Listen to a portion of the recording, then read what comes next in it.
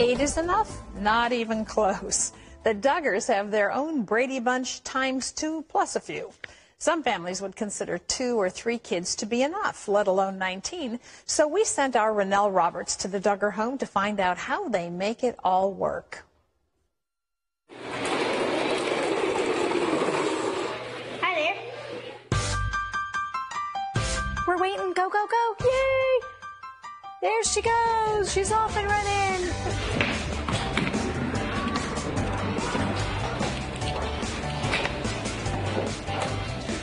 I think my phone is ringing also. By now, you've probably heard of the Duggar family, Jim, Bob, Michelle, and their 19 biological children. There's Jana, John David, Jill, Jessa, Ginger, Joseph. They just began their 6th season of 19 Kids and Counting. Their hit reality show airs Monday nights on TLC at 10 p.m.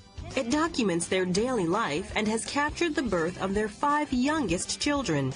Michelle gave me a tour of the 7,000-square-foot home that they built themselves. Next room is the pantry. This is where we have all the food. Now this is stocked like an expert stocks a grocery store. Do the children do this? Well, the children do now, but Dad's the one that taught them because he used to work at a grocery store. For the record, the Duggars do 40 loads of laundry per week, spend $3,000 a month on groceries, and have lived completely debt-free for over 20 years. But there's no doubt that the first question most people ask them is, why have so many children? We had our first child, Josh, 4 years into marriage, and then I went back on the pill, and then I ended up getting pregnant while I was on the pill, and I lost that baby. I had a miscarriage, and at that point was when we really began to evaluate what we were thinking, and with our own hands, with our own lack of knowledge, we had destroyed our own baby, and that was devastating. We got on our knees and we cried out to God and we said, Father, forgive us and give us a love for children like you love children. And when he says that children are a gift and a blessing and a reward, we have seen that lived out now for the last 23 years.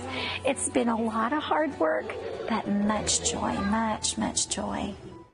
Jim Bob manages several commercial properties to provide for the family and never imagined he'd be a media sensation. I never dreamed in a million years that all this would happen, but these are just window of time that God's opened up to minister to millions of people. And our prayer is that many people will come to know the Lord and maybe to start a relationship with Christ and start making right choices with their life. This large household runs like a well-oiled machine, with each member pitching in. I have to go to all the bathrooms and get the laundry. They don't have a bucket, but my mom and dad do.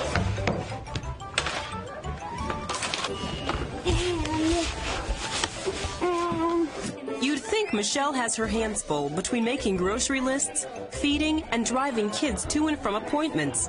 But they're not just her children, they're also her students. That's right, Michelle even homeschools. Why do you think the country and the world is just so fascinated by your family? It could be a number of things. I really think maybe just the sheer curiosity of how a family with 19 children functions, but I also believe that there is a vacuum in America and even in each individual's life of where they want to know the answers to life's questions. It's that vacuum where only really God's Spirit can fill. And so when people connect with that aspect of our lives, I think that is what makes the difference. Michelle developed complications in her last pregnancy, and little Josie arrived 3 months earlier than expected. Since the NICU experience was still fresh in Michelle's mind, I asked her if she's open to having more babies in the near future.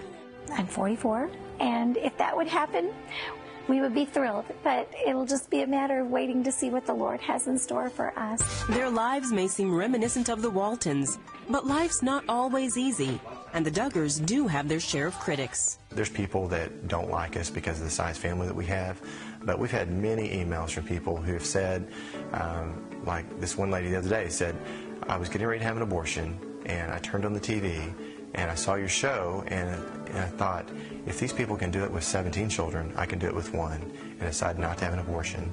And I'm so thankful for testimonies like that, because it keeps us going. There's so many encouraging emails of people that have came to know the Lord, or maybe families that have started taking their family to church and getting involved and giving their life to the Lord, and that's what it's all about. Jim Bob and Michelle Duggar are also the authors of a brand new book. This one is called A Love That Multiplies, and we welcome them to the 700 Club. Hello. Good Hello. morning. Well, we've heard why in that piece you chose to give up birth control, but has there ever been a point along the way as you grew and built your family where you said to each other, or maybe just quietly to yourselves, maybe we've gone too far? I think probably when I was expecting our 7th baby, I began to realize this was impossible. What was I thinking?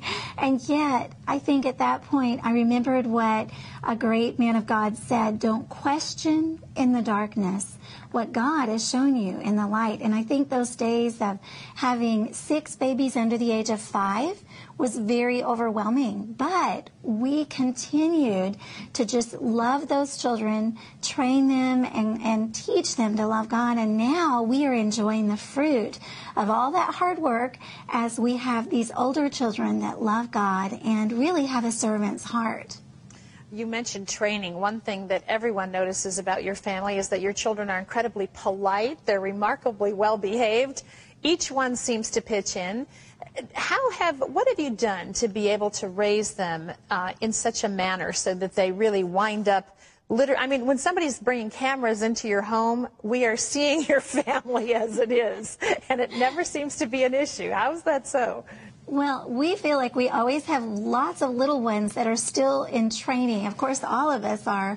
But our heart's desire from the very beginning, we felt like God really laid on our hearts to train our children 2 things that were most important in their life.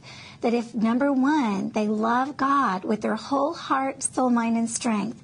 And number 2, that they would love others, reach out with a servant's heart to love and meet the needs of others. Then we tell them often, you will be a success in life. No matter what God calls you to do, if you will do those 2 things, you will be a success. With so many children, I have often wondered this as I've watched your program. Do you ever feel like it's difficult to have time for each one to feel like you're focused on them, like they matter? I mean, especially when kids go through teenage years, there's so many issues in life. Do you ever have children that feel left out, and how do you deal with that?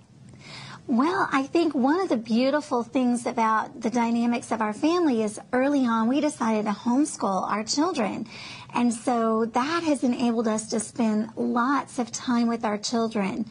And then just when I'm working through a spelling test with one of them, we may come across a word and then it stirs something in their mind, and we begin to talk in a deeper conversation than just spelling words. And I think there are opportunities throughout the day that we purpose to go deep into their lives, and especially with those teenagers.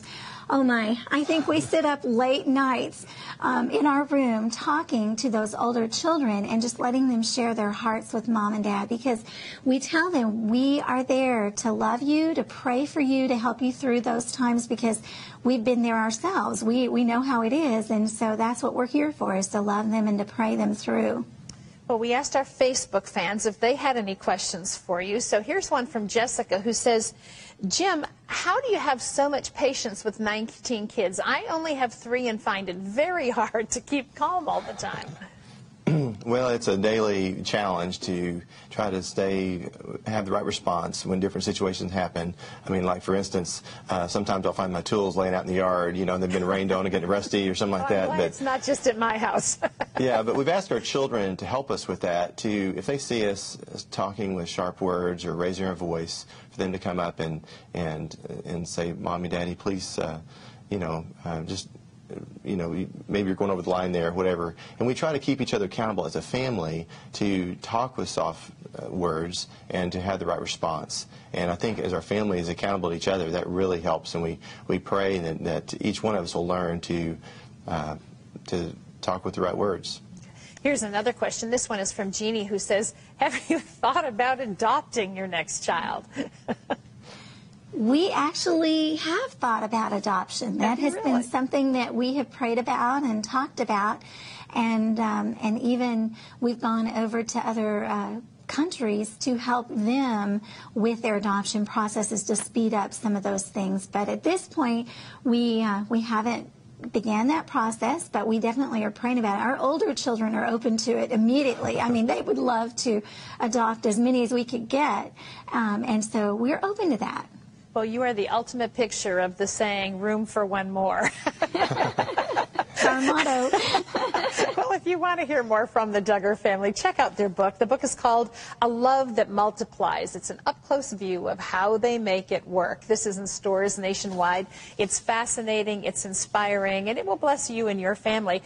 Also be sure to set your DVRs, because the season premiere of 19 Kids and Counting begins June 7th on TLC. So check your local listings for times. And Jim, Bob, and Michelle, thank you so much for being with us today on the 700 Club. God bless you. Thank you.